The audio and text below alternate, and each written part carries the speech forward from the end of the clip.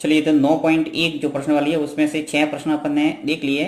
7वां प्रश्न आज करते हैं कि सिद्ध कीजिए कि बिंदु 2 और -2 और 1 और 5 और 2 एक समकोण त्रिभुज के शीर्ष है। ऐसे ही प्रश्न आपको बोर्ड में मिलते हैं, बहुत ही ध्यान से इसको समझना और बहुत ही सिंपल है, ज़्यादा कोई इसमें विशेष कठिनाई वाली बात नहीं है। नहीं, इसमें करना क्या है, आपको वही दो बिंदुओं के बीच की दूरी आपको 3 बार निकालना है और चेक करना है पाइथागोरस प्रमेय से कि ये समकोण त्रिभुज है या नहीं। तो चलिए अपन इसको मान लेते हैं कि माना एक त्रिभुज की ये शीर्ष है, वो तीनों को मान लेते हैं अपन कि माना ए मान लेता हूं 2 और -2, बी मान लेता हूं दूसरा -2 और 1, और तथा सी मान लेता हूं ये 5 और 2। दिए गए एक त्रिभुज के शीर्ष है, यानी जो बिंदु दे रखे है उसको मान लिया कि एक त्रिभुज के शीर्ष है। फिर अपन पता लगाएंगे कि ये समकोण त्रिभुज के शीर्ष है या कोई अन्य त्रिभुज है, क्योंकि त्रिभुज कई प्रकार के होते हैं, समकोण त्रिभुज, न्यून कोण त्रिभुज, अधिक कोण त्रिभुज। तो यहाँ अपन को पता लगाना है कि ये समकोण त्रिभुज है और कैसा है।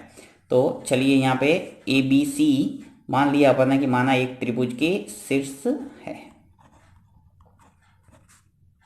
चाहो तो इसको चित्र के द्वारा भी समझ सकते हैं, परंतु यहाँ चित्र बनाने का काम नहीं है, मैं यहाँ सीधे ही आपको करके बताऊंगा। तो देखिए, सबसे पहले निकालता हूं मैं दूरी AB, A और B। और दूरी सूत्र आपने अच्छे ढंग से याद कर लिया होगा, x2 - x1 का whole square plus y2 - y1 का होल स्क्वायर। अब आपको सीधा से याद रखना है, देखिए A और B की बात हो रही है, तो यहाँ देखना है बिंदु A और बिंदु B। तो इसके लिए पहले ब्रैकेट के अंदर x1 और ये y1, दूसरे के लिए हो जाएगा x2 और y2। तो यहाँ पे रख लेता हूँ मैं मान इस सूत्र के अंदर। देखिए x2 - x1, और यदि आपको सूत्र जैसे मान लो कन्फ्यूजन हो रहा हो, याद नहीं हो रहा हो, तो सीधा तरीका याद रखना है कि पहले में से पहला घटाना और दूसरे में से दूसरा घटाना है, और सीधा वर्ग चढ़ा दो, यह आपके सूत्र में संख्या है वो फिट हो जाएगी।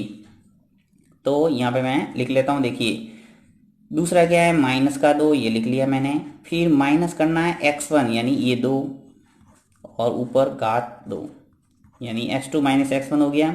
नेक्स्ट y2 - y1 करना है, तो यानी दूसरे में से दूसरा घटा दो, तो एक में से मुझे घटाना है दूसरा। अब दूसरा है क्या, देखिए y1 क्या है, -2 है, तो माइनस माइनस क्या हो जाएगा, प्लस, और यहाँ पीछे आ जाएगा 2 और स्क्वायर। चलिए इसको सॉल्व करते हैं, क्या आता है, -2 और -2 मिलके क्या हो गया, -4 का होल स्क्वायर, प्लस यहाँ पे 1 और 2 मिलके कितने हो जाएंगे, 3। तो -4 का वर्ग करेंगे क्या आएगा, 16, और 3 का वर्ग करेंगे आ जाएगा 9। तो यहाँ पे देखिए जब इसको मैं जोड़ूंगा 16 और 9 मिलके कितने हो गए, 25, और जब इसका वर्गमूल निकलेगा 25 का तो आ जाएगा 5। यानी कि जो AB दूरी है वो कितनी आई है, 5। इसी प्रकार अपन निकालते हैं दूसरी दूरी। अब मैं निकालता हूँ BC, सॉरी यहाँ लिखना था मुझे C। अब BC है वो क्या आ जाएगा, वही दूरी सूत्र लगाना है वापस, x2 - x1 का whole square plus y2 - y1 का होल स्क्वायर। तो यहाँ पे भी संख्या रख के देख लेते हैं। देखिए अब B और C की बात हो रही है, तो यहाँ पे x1 और y1 ये हो जाएगा, और x2 और y2 ये, वही पहले में से पहला दूसरे में से दूसरा घटाना। तो यहाँ मैं 5 में से घटाऊंगा किसको, -2 को, तो माइनस माइनस हो जाएगा प्लस, और आ जाएगा पीछे 2 का whole square, plus y2 - y1 यानी दूसरे में से दूसरा घटाना है, तो 2 माइनस दूसरा का होल स्क्वायर। चलिए इसको मैं यहाँ करता हूँ, इसको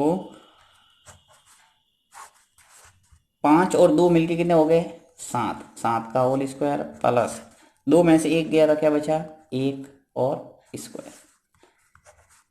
7 का वर्ग करेंगे आ जाएगा 49, और इसका 1 का वर्ग करेंगे 1, तो आ जाएगा आपके √50। 49 और 1 जुड़ के कितने हो गए, 50, और 50 का कोई वर्गमूल निकलता नहीं है, मैं इसको एक बार ऐसे ही रखता हूँ √50। नेक्स्ट है CA। देखिए AB निकालते हैं, BC निकालते हैं और CA निकालते हैं, तीनों बिंदुओं के बीच की दूरी निकाल लेता हूँ। उसके बाद में पता चल जाएगा कि ये समकोण त्रिभुज है या कोई दूसरा त्रिभुज है। तो यहाँ मैं निकाल देता हूँ सी ए, दूरी सी ए निकालेंगे तो वही सूत्र वापस x2 माइनस x1 का होल स्क्वायर और y2 माइनस y1 का whole square. x2 minus x1, अब देखिए यहाँ पे c पहला बिंदु हो गया और a है वो दूसरा बिंदु हो गया, क्योंकि c पहले है और a बाद में है। तो यहाँ पे x1 y1 ये हो जाएगा और x2 y2 ये हो जाएगा। तो वही पहले में से पहला यानी 2 माइनस करना है 5 का होल स्क्वायर प्लस -2 और -2 का होल स्क्वायर।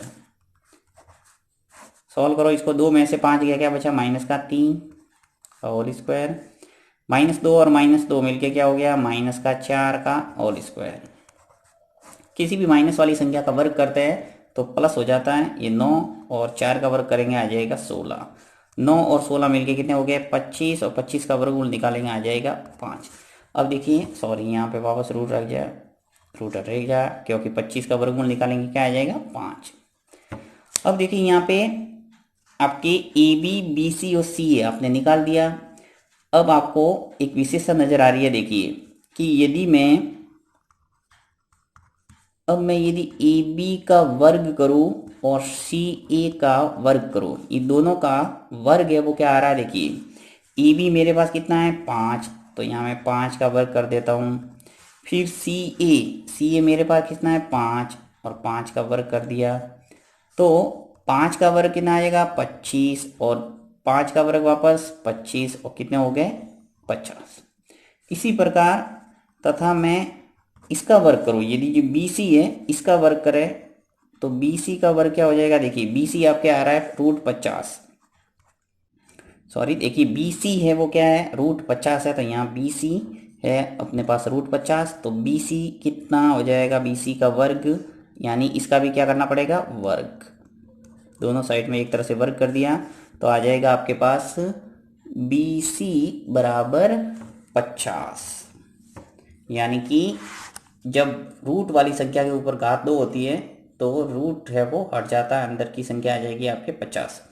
तो यहाँ पे आपको एक विशेषता नजर आ रही है, देखिए कि AB² और CA² किया तो 50 आया और BC² भी क्या आ रहा है आपके 50। यानी कि यहाँ पे एक पाइथागोरस प्रमेय लागू हो रही है कि BC² बराबर AB² प्लस CA², यही होता है कि कर्ण स्क्वायर बराबर लंब स्क्वायर प्लस आधार स्क्वायर।